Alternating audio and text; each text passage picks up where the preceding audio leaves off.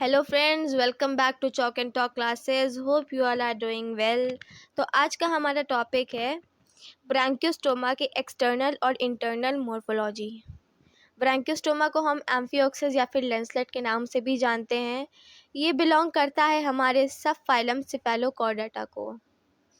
इस फाइलम पे मैं पहले ही एक वीडियो अपलोड कर चुकी हूँ जिस पे मैंने सिफेलोकॉर्डेटा के जनरल फीचर्स के बारे में डिस्कस किया है।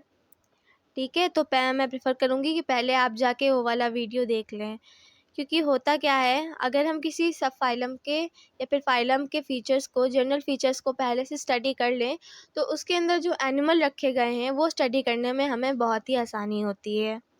तो चलिए मूव करते हैं अपने नेक्स्ट टॉपिक पे। सिफेलोकॉर्डेटा के जनरल फीचर्स का लिंक मैंने इसके डिस्क्रिप्शन बॉक्स में दे रखा है, आप वहाँ से जाके देख सकते हैं। तो चलिए बात करते हैं अब हम ब्रांकियोस्टोमा की सिस्टमैटिक पोजीशन के बारे में। ये बिलोंग करता है हमारे फाइलम कोर्डेटा को। ठीक है, इसको जो है हमारे फाइलम कोर्डेटा का ब्लूप्रिंट कंसिडर किया गया है। अब ऐसा क्यों है, इसकी कुछ वजह है। ये जो हमारा ब्रांकियोस्टोमा है, इसमें क्या प्रेजेंट होते हैं, इसमें फेरेंजियल गिरस्लिट्स प्रेजेंट होते हैं, डॉर्सल नर्व कॉर्ड प्रेजेंट होती है, और क्या प्रेजेंट होता है, और हमारी नोटोकॉर्ड इसके through out the life present रहती है। इसलिए हमने इसको कंसिडर किया है फाइलम कोर्डेटा का ब्लूप्रिंट, क्योंकि इसमें हमारे फाइलम कोर्डेटा के सारे मेजर फीचर्स प्रेजेंट हैं। इसलिए हमने इसको क्या किया है, इसको हमने फाइलम कोर्डेटा का ब्लूप्रिंट कंसिडर किया है और उसके फाइलम कोर्डेटा में ही रखा है। ठीक है, ग्रुप है इसका ए क्रेनिया। ए का मतलब एब्सेंट और क्रेनिया का मतलब क्रेनियम, यानी कि हमारा ब्रेन बॉक्स। अब जैसा कि इसमें ट्रू हेड तो एब्सेंट होता है, तो इसमें ब्रेन भी नहीं होता है। जब ब्रेन नहीं होता है तो ब्रेन बॉक्स भी नहीं होगा, तो हमने इसको रखा है ग्रुप ए क्रेनिया में। बिलोंग करता है ये सब फाइलम सिफेलोकॉर्डेटा को। क्लास है इसकी लेप्टोकार्डी, फैमिली है इसकी ब्रांकियोस्टोमेडी, जीनस है इसका ब्रांकियोस्टोमा। ठीक है, ब्रांकियोस्टोमा को हम एम्फियोक्सिस या फिर लैंसलेट के नाम से भी जानते हैं। चलिए मूव करते हैं अपनी नेक्स्ट स्लाइड पे। बात करते हैं अब हम इसके जोग्राफिकल डिस्ट्रीब्यूशन की। Branchiostoma with about 9 species is almost cosmopolitan in distribution, reported from different oceans of the world. ये जो है इसकी हमारी 9 स्पीशीज पाई जाती है जो कि कॉस्मोपॉलिटन है डिस्ट्रीब्यूशन में। कॉस्मोपॉलिटन क्या, कॉस्मोपॉलिटन का मतलब होता है कि जो वर्ल्ड में हर जगह प्रेजेंट हो, जहाँ जहाँ पे वाटर होगा वहाँ वहाँ पे ही हमारा ब्रांकियोस्टोमा पाया जाएगा। सॉरी। ठीक है, it is more common in warmer सैक्स such as Mediterranean and especially abundant near the coast of China and Japan where it is sold as food. ये हमारा एक एडिबल एनिमल है, इसको चाइना जापान में खाया जाता है, और ये जो है हमारा ज़्यादातर वार्मर वाटर्स में पाया जाता है, जैसे कि मेडिटेरेनियन है हमारा, और चाइना और जापान की कोस्ट पे भी ये पाया जाता है। मूव करते हैं अपनी नेक्स्ट स्लाइड पे। बात करते हैं अब हम इसके हैबिट और हैबिटेट की। ब्रांकियोस्टोमा जो है एक मराइन एनिमल है। ये कॉमनली शैलो वाटर्स में सैंडी कोस्ट पे पाया जाता है। ये जो है एक डुअल लाइफ लीड करता है। अब डुअल लाइफ से क्या मतलब है, mostly it is buried in sand with only the anterior end protruding above the sand and swims actively by lateral undulating movement of its body. ये जो है मतलब कि डुअल लाइफ, पहले हम देख लेते हैं डुअल लाइफ का मतलब क्या है। डुअल लाइफ मतलब ये हमारा बरों में भी रहता है और मतलब एक्टिवली पानी में स्विम भी करता है। तो इसका मतलब होता है ये एक डुअल लाइफ लीड कर रहा है, सैंड पे भी और वाटर पे भी। ठीक है, ये जो है अपना जो एंटीरियर एंड है वो बरों से बाहर निकाल के रहता है। ये रहता तो एक यू शेप बरो बना के है, पर ये अपना एंटीरियर एंड बरो से बाहर निकाल के रहता है। बाकी सारा इसका पार्ट जो है बरो के अंदर रहता है, सिर्फ इसका एंटीरियर एंड ऊपर रहता है। ठीक है, जैसा कि आप डायग्राम में देख सकते हैं। ब्रांकियोस्टोमा जो है हमारा एक सीलियरी फीडर है। अब सीलियरी फीडर से क्या समझ में आता है, यानी कि ये सीलिया के थ्रू जो है वाटर करंट को अपने मुंह के अंदर लेता है, जिससे कि इसका खाना अंदर आता है। But along with water current which constantly enters the mouth and leaves through the atriopore। वो वाटर जो है माउथ के थ्रू अंदर आता है, वो अपना फूड लेता है, उसके बाद वही वाटर जो है एट्रियोपोर के थ्रू बाहर निकल जाता है। Male and female are separate. यहाँ पे जो है सेक्सेस सेपरेट होते हैं, मेल और फीमेल अलग अलग होते हैं। ठीक है। फर्टिलाइजेशन एक्सटर्नल है। एक्सटर्नल फर्टिलाइजेशन का मतलब होता है वो फर्टिलाइजेशन जो कि बॉडी में ना हो के बॉडी के बाहर कहीं हो रहा हो। अब वो कहीं भी हो सकता है। हमारे ब्रैंकियोस्टोमा के केस में ये जो है वाटर में होगा। वाटर में जो है हमारे इसके जो रिप्रोडक्टिव सेल्स हैं, यानी कि मेल के हमारे स्पर्म्स और फीमेल के ओवा, उनका जो है फ्यूजन कहाँ होगा, वाटर में होगा। ठीक है। डेवलपमेंट जो है इनडायरेक्ट है। इनडायरेक्ट डेवलपमेंट का मतलब क्या होता है? इनडायरेक्ट डेवलपमेंट का मतलब होता है कि हमारा एडल्ट बनने से पहले कोई इंटरमीडिएट स्टेज हो, एक लार्वल स्टेज हमको मिलेगी। ठीक है। डायरेक्ट एडल्ट नहीं बनेगा, यहाँ पे एक लार्वा आपको फॉर्म होगा। ठीक है। जैसा कि हमने बैलेनोग्लॉसिस में पढ़ा था, वहाँ पे टर्नीरिया लार्वा फॉर्म हो रहा था। यहाँ पे क्या फॉर्म होगा? यहाँ पे फॉर्म होगा हमारा एक लार्वा, जिसकी वजह से हम इसको इनडायरेक्ट डेवलपमेंट बोलते हैं। अगर डायरेक्ट डेवलपमेंट होता तो यहाँ पे कोई भी लार्वा का फॉर्मेशन नहीं होता। ठीक है। चलिए मूव करते हैं नेक्स्ट स्लाइड पे। बात करेंगे अब हम इसकी एक्सटर्नल मॉर्फोलॉजी की। ये जो है एक स्मॉल फिश लाइक एनिमल है जो मेजर करता है 5 से 6 सेंटीमीटर। ठीक है। Body is laterally compressed and pointed at both end. Its common name is lancelet. ये जो है देखिए, आप डायग्राम में देख सकते हैं, ये फिश लाइक है। बॉडी इसकी लेटरली कंप्रेस्ड है, यानी कि इसकी थोड़ी सी आपको कंप्रेस्ड बॉडी मिलेगी। The body is well suited for burrowing as well as swimming. मतलब कि इसकी बॉडी जो है उस हिसाब से बनी है कि ये बरो में भी रह सकता है और एक्टिवली स्विम भी कर सकता है। ये फिश लाइक है। देखिए इसके पास फिन्स प्रेजेंट हैं। वो फिन्स जो है अनपेयर्ड कंडीशन में मिलेंगे, बट एटलीस्ट प्रेजेंट तो है ना फिन्स। देखिए इसका कॉर्डल फिन देखिए, फिश के जैसा लग रहा है ना, तो इसको इसीलिए हमने फिश लाइक बोला है। ठीक है। मूव करते हैं नेक्स्ट स्लाइड पे। अब बात करेंगे इसके बॉडी के डिविजन्स की। इसकी बॉडी कितने पार्ट्स में डिवाइड है? A true head is degenerated and absent. यहाँ पे कोई हेड प्रेजेंट नहीं होता या फिर डीजेनरेटेड होता है। बॉडी जो है इसकी दो रीजन में डिविजिबल है। एक बड़ा सा ट्रंक होगा इसके पास और एक छोटी सी टेल होगी। जैसा कि आप कॉर्डल फिन देख सकते हैं, उतना ही इसका पार्ट जो है इसकी टेल कंसिडर किया गया है, और बाकी जितना आपको लंबा सा पार्ट दिख रहा है, that is nothing but the trunk. The anterior end of trunk in front has pointed snout or rostrum. यहाँ पे देखिए ये क्या है, ये हमको यहाँ पे इसका रोस्ट्रम बताया गया है। ये है इसका रोस्ट्रम। ठीक है। ये वाला जो हमारा पार्ट है ये क्या है? ये ट्रंक है। यहाँ से लेके यहाँ तक हमारा ट्रंक है, और ये जो देख रहे हैं आप, ये है हमारी टेल। ठीक है। और ये क्या है हमारा? ये है हमारा ट्रंक। अब एंटीरियर पार्ट की बात की गई है कि यहाँ पे इसके आगे प्रेजेंट है रोस्ट्रम। ठीक है। मूव करते हैं नेक्स्ट स्लाइड पे। अब बात की जाएगी इसके अपर्चर्स की। The trunk bear 3 opening, mouth, atriopore and anus. यहाँ पे आपको 3 ओपनिंग देखने को मिलेंगी, जो कि पहली है हमारी माउथ, दूसरी है एट्रियोपोर और तीसरी है anus. Anteriorly below the rostrum is a tentaculated structure, the oral hood. देखिए यहाँ पे ये है हमारा ओरल हुड। यहाँ पे टेंटाकुलेटेड है ना, यहाँ पे टेंटाकल्स प्रेजेंट है कुछ इस तरह से, तो हमने इसको क्या नाम दिया है? ये है हमारा ओरल हुड, यानी कि हमारे माउथ को सराउंड कर रहा है। ठीक है। It shall be describe as a part of digestive system. ये हमारे डाइजेस्टिव सिस्टम का पार्ट है। इसको हम अपने जब डाइजेस्टिव सिस्टम पे वीडियो बनाएंगे तो उसमें इसको डिटेल में पढ़ेंगे। Mouth is very wide anterior ventral aperture bordered by free margin of oral hood. जैसा कि मैंने बोला कि ये जो है, ये जो ओरल हुड है ये माउथ को सराउंड करता है। ये माउथ के इर्द गिर्द ऐसे करके प्रेजेंट है, और उसमें क्या प्रेजेंट है? उसमें बहुत सारी टेंटाकल्स हैं। ओके। मूव करते हैं अपनी नेक्स्ट स्लाइड पे। Atriopore is a small mid ventral aperture lying just in front of the ventral fin. Atriopore जो है हमारा एक छोटा सा अपर्चर है जो कहाँ पे लाई कर रहा है? जो हमारे वेंट्रल फिन के सामने लाई कर रहा है। ये भी मैं आपको दिखा दूँ। ये देखिए, ये रहा हमारा वेंट्रल फिन। ये जो लंबा सा दिख रहा है, this is nothing but the ventral fin. इसके यहाँ पे देखिए, ये है हमारा, यहाँ पे प्रेजेंट होगा एट्रियोपोड। ये मार्क्ड भी है यहाँ पे।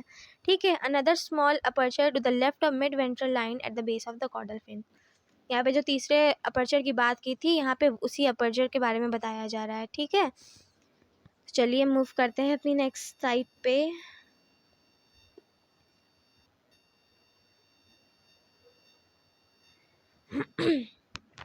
बात करेंगे अब हम इसके फिन्स और फोल्ड्स की।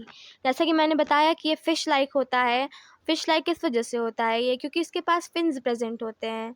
पर वो जो फिन्स होते हैं वो अनपेयर्ड कंडीशन में होते हैं, यानी कि वो फिन्स जो है सिंगली पाए जाते हैं। जैसा कि हम लोग ने फिशेज़ में देखा है कि हर फिन आपको दो दो मिलेगा कॉर्डल को छोड़ के, ठीक है। तो उसी तरह से हमको यहाँ पे भी फिन्स देखने को मिलेंगे, पर अनपेयर्ड कंडीशन पे। देख लेते हैं अब कौन कौन से फिन्स प्रेजेंट हैं यहाँ पे। डॉर्सल, कॉर्डल और वेंट्रल, ठीक है। अभी मैं आपको दिखाती हूँ कहाँ पे प्रेजेंट है ये फिन्स। ये देखिए, ये रहा हमारा वेंट्रल फिन, ये रहा हमारा कॉर्डल फिन, और ऊपर जो प्रेजेंट है हमारा वो क्या है, हमारा डॉर्सल फिन है, ठीक है। अब अगर कंपेयर किया जाए तो हमारा जो वेंट्रल फिन है वो ज़्यादा ब्रॉड है। अगर आप देखिए सही से एक बार देखिए, आप देख सकते हैं यहाँ पे जो हमारा वेंट्रल फिन है वो हमारे डॉर्सल फिन से ज़्यादा ब्रॉड है, और ये जो है अनपेयर्ड कंडीशन में प्रेजेंट है। ये वाला जो हमारा फिन है, वेंट्रल वाला फिन जो है हमारी वेंट्रल साइड पे प्रेजेंट है, इसलिए हमने इसको क्या बोला है, वेंट्रल फिन। और जो हमारा डॉर्सल फिन है वो हमारे ब्रैंकियोस्टोमा के डॉर्सल साइड पे प्रेजेंट है, इसलिए हमने इसको क्या बोला है, इसलिए हमने इसको बोला है डॉर्सल फिन। ये जो हमारा वेंट्रल फिन है ये हमारे ओरल हुड से लेके एट्रियोपोड तक एक्सटेंड करता है, ठीक है। चलिए मूव करते हैं अपनी नेक्स्ट स्लाइड पे।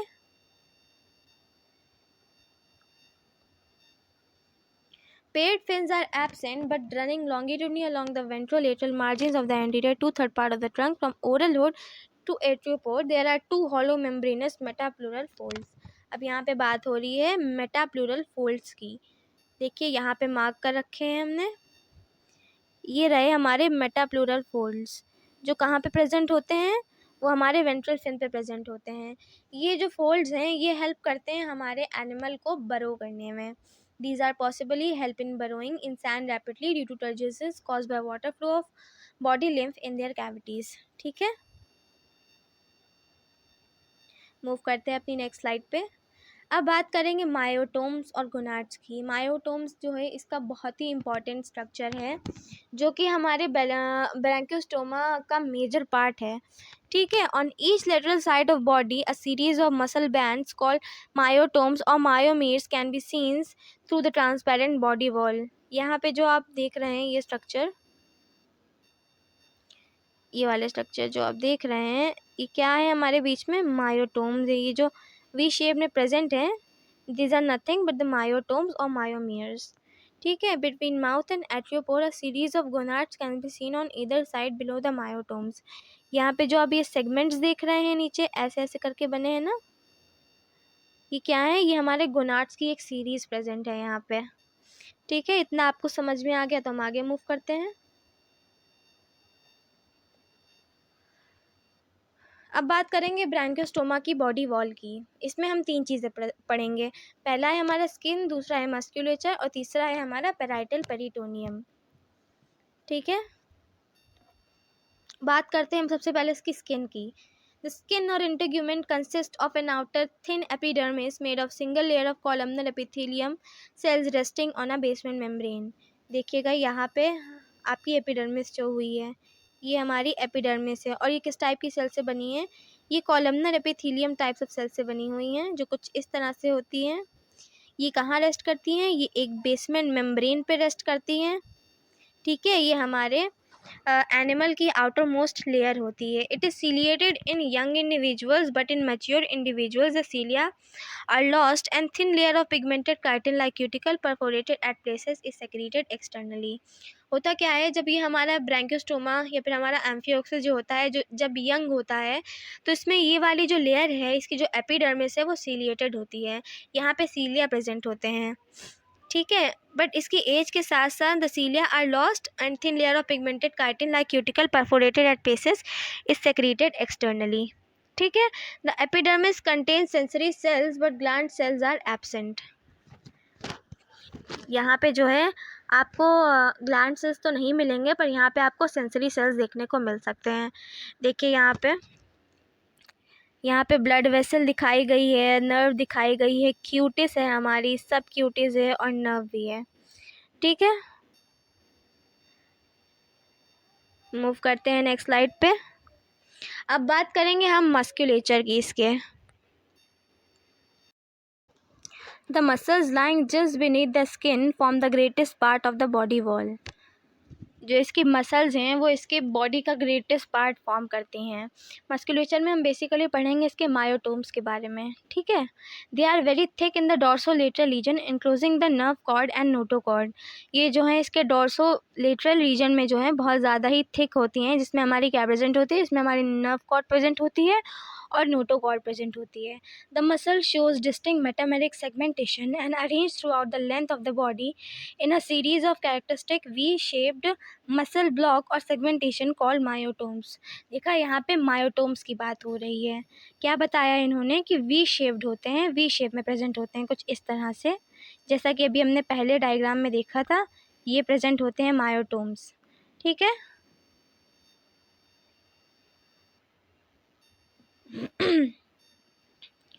The pointed apex of V is directed anteriorly।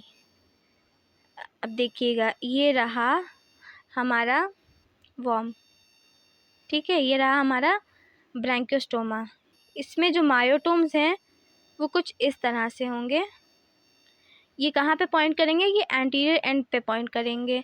ये रहा हमारा ओरल हुड, यहाँ पे आएगा हमारा एट्रियोपोर, यहाँ पे आएगा हमारा वेंट्रल फिन, ठीक है। ये कहाँ पे पॉइंट करेंगे कि इसके एंटीरियर एंड की तरफ पॉइंट करेंगे। Myotomes are enveloped in a thin connective tissue layer and separated from adjacent myotomes by connective tissue partition called myosepta और मायोकोमेटा। ये जो है हमारे जो मायोटोम्स हैं ये एक थिन लेयर से कवर्ड होते हैं कनेक्टिव टिश्यू की, जो कि इसको, और ये जो है आपस में सेपरेटेड भी होते हैं, किससे, मायोसेप्टा के थ्रू ये सेपरेटेड होते हैं। मायोसेप्टा को हम मायोकोमेटा भी बोलते हैं। Due to their peculiar arrangement several myotomes and myosepta are cut in cross section of the body. The myotomes help in the lateral undulating movement of body as they can be twisted sideways rapidly. ये जो हैं बहुत ज़्यादा helpful होते हैं इसके swimming करने में। अनड्यूलेटिंग मूवमेंट जो इसके जनरेट होते हैं उसमें मायोटोम्स जो है वो बहुत ज़्यादा हेल्प करते हैं, ठीक है, क्योंकि वो एक सेगमेंट वाइज प्रेजेंट होते हैं तो बॉडी को मूवमेंट में बहुत आसानी होती है, ठीक है।